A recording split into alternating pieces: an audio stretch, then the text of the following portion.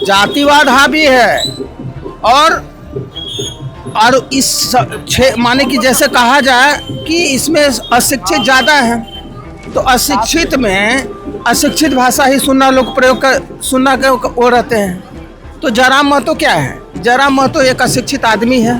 मथुरा प्रसाद महतो ने गठबंधन धर्म का पालन नहीं किया, जिससे कुपित और नाराज होकर कांग्रेसी लोग भी आजसू पक्ष में वोट देने का काम किए।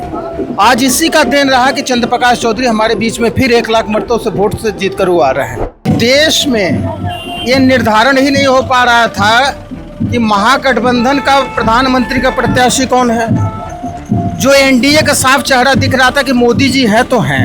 आपके भाषा को भी झलकना चाहिए कि आप किस मर्यादा में बात करते हैं, किसका उल्लंघन। दूसरा, उन्होंने पहले इस क्षेत्र की राजनीति में करने के लिए बाहरी भीतरी का नारा दिया, और जब लास्ट हमारा 3-4 दिन बाकी था तो वो कहे हमारा बाहरी भीतरी से लड़ाई है ही नहीं।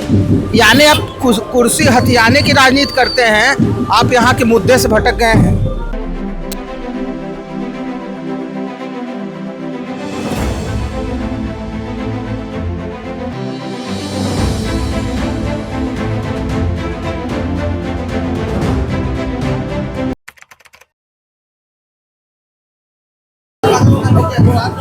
लगभग 1 लाख मतों से गिरिडीह लोकसभा को चंद्र प्रकाश चौधरी ने जीत लिया है और पुनः वह बतौर सांसद स्थापित हो गए हैं। बहुत उठापटक, बहुत सारी चीज़ें हुई, उसके बावजूद हमारे साथ बबलू तिवारी हैं, लंबोदर महतो के खास माने जाते हैं।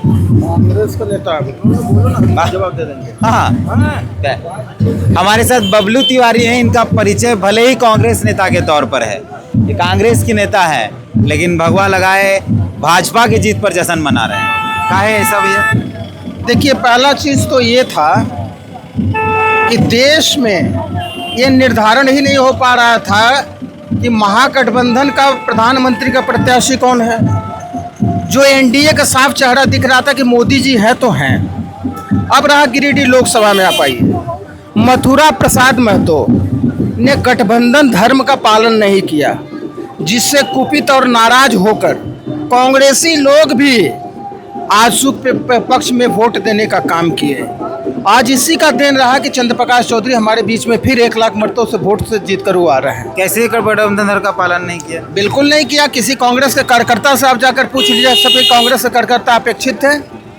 और चंद्र प्रकाश चौधरी ने, डॉक्टर लंबोदर महतो ने, सुदेश महतो सबके संपर्क में रहे और उसका उनको फायदा मिला। तो अभी आप कांग्रेसी हैं या भाजपाई हो गए? हम कांग्रेस में हैं, लेकिन कांग्रेस की कुछ नीतियों के चलते पहला हमारा राष्ट्र हित जरूरी है, तब कांग्रेस या भाजपा जरूरी है। राष्ट्र हित के लिए मोदी जी हमारे देश में सक्षम हैं, और जब तक राष्ट्र हित की बात करते रहेंगे, राष्ट्र हित के मुद्दों के लिए लड़ते रहेंगे, तब तक हम राष्ट्र हित के लिए हम मतदान कहीं भी दे सकते हैं। और एक नागरिक होने के नाते मैंने वही किया जो राष्ट्र के हित में होना चाहिए। लेकिन अब तो 400 पार नहीं पहुंच पाया। मोदी जी का भी जीत का आंकड़ा इस बार, जो पिछले बार बहुत ज़्यादा था वोट जीत मार्जिन, वो कम हो गया। कई बड़े बड़े लोग हार गए बीजेपी के। अरे भैया देखिए, जीत हार ये सुनिश्चित नहीं करता है, आपकी भावना सुरक्षित करती है। देश में अभी कुछ लोग नहीं समझ पा रहे, जातीयता पर हावी हो जाते हैं, कुछ लोग संप्रदायवाद में चले जाते हैं। तो इस तरह की भावना खत्म होने में थोड़ा समय लगती है, और जिसका दूसरे लोगों ने यहाँ भी वोट मार्जिन बहुत कम रहा। मार्जिन इसलिए कम रहा, मैं साफ शब्दों में बोलना चाहता हूँ कि जयराम महतो के पक्ष में महतो ने ज़्यादा मतदान किया बाकी, लेकिन अन्य लोगों ने उनको वोट देने का काम किया है। और मैं सांसद जी से अपील करना चाहता हूँ कि इस बार महतो प्रेम को छोड़कर पहले दूसरे लोगों का काम करें, इसके बाद जो है महतो का काम करें। अच्छा, तो आप कह रहे हैं कि आजसू अब कुर्मी वोट बैंक से निकले बाहर? बिल्कुल। पिछले बार आप उठाकर आंकड़ा देखिए, 70% कुर्मी मतदाता उनके साथ थे। आज के डेट में तो हमको नहीं लगता 10% से ज़्यादा कुर्मी ने उनको वोट दिया है। तो इसके पीछे भी तो कारण होगा नहीं जाने का। भैया, जातिवाद हावी है, जातिवाद हावी है। और इस माने कि जैसे कहा जाए कि इसमें अशिक्षित ज़्यादा है, तो अशिक्षित में अशिक्षित भाषा ही सुनना लोग प्रयोग कर सुनना के वो रहते हैं। तो जयराम महतो क्या है? जयराम महतो एक अशिक्षित आदमी है, डॉक्टर भले लिखा PhD की डिग्री है अरे भैया कंप्लीट डॉक्टर नहीं हुई है। डॉक्टर की डिग्री हो जाए लेकिन भाषा भी तो आपकी डॉक्टर की निकलनी चाहिए। डॉक्टर तो उनका तो भाषा पेशेंट की तरह दिखता है, डॉक्टर बनने से नहीं होता है।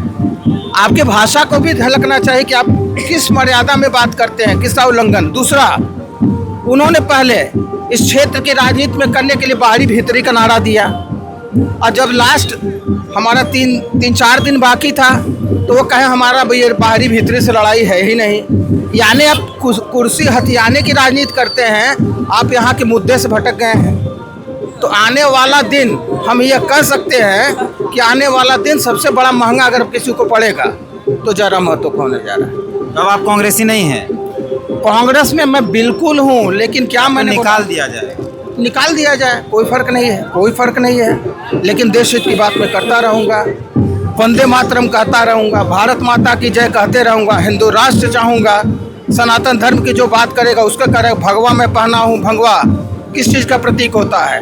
भगवा शांति का प्रतीक होता है। हम शांति और अमन चैन चाहने वाले लोग हैं, हम अशांति फैलाने वाले लोग नहीं।